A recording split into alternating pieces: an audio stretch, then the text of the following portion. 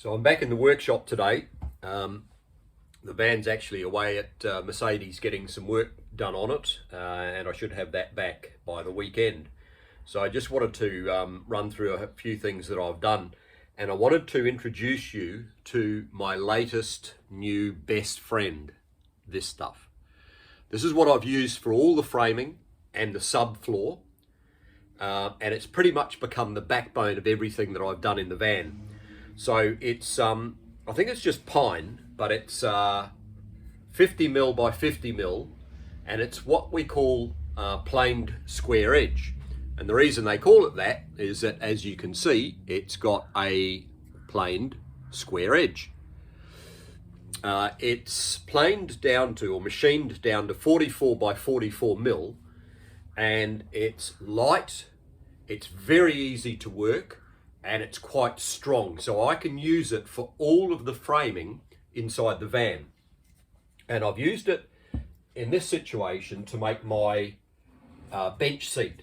So you can see there that that's all completed now, and I'll just have a little bit of a talk about the slats that I've used in the bench seat. So all I've done, and I'll just show you from this here, is very simple, what they call a half lap joint. So it's looks something like that. Very easy to do on the drop saw.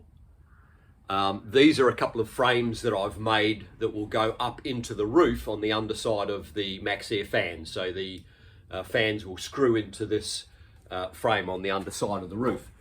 And I've done exactly the same here on my bench seat. And you can see in a close-up that I've just used the same thing. It's called a half lap joint, very easy to do on the drop saw. The other thing that we've used is this Birch ply slats. These are actually from Ikea, and I'll give you the, in fact, there it is there, there's the product, and I'll also put it in the description down below. It's called Luroy, and it's just a 80mm wide slat for a bed, and it comes in a bundle. There's probably about 20 slats in each bundle. I think that one bundle cost me about 20 quid and £4 for delivery.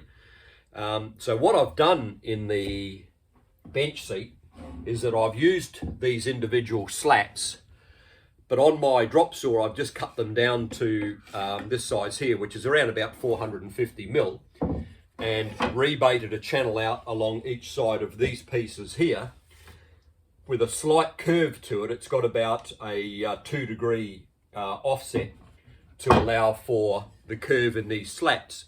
So what's good about the slats is that they do have a slight convex curve to them. They're birch ply, laminated birch ply. They're very light, very strong, and a little bit of flex, which is exactly what you want. So, as I said, I've done the bench seat with these, and I'm also going to be doing our 2 beds with the same thing.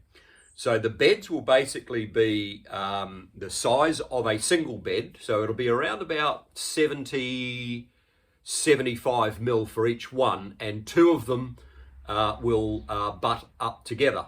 So I bought 2 more sets of these plywood birch ply slats. I will make a frame for each bed, cut the slats down, do it exactly the same way that I've done for the bench seat here, and both of those bed frames will then butt up next to each other to make a full double-sized bed. And the reason that I'm doing that is because each of those frames will be reasonably light, and I will be able to lift them out of the van if I want to do any servicing work on the water pump or the batteries or any of the electrics that are underneath the bed. So all we'd have to do is lift the mattress out, lift both of the frames out, and then I can easily get to everything that's underneath there. So, you know, for the price, as I said, £20 for each of those to get a really good, strong, laminated birch ply with a little bit of flex in it will be ideal to make the beds.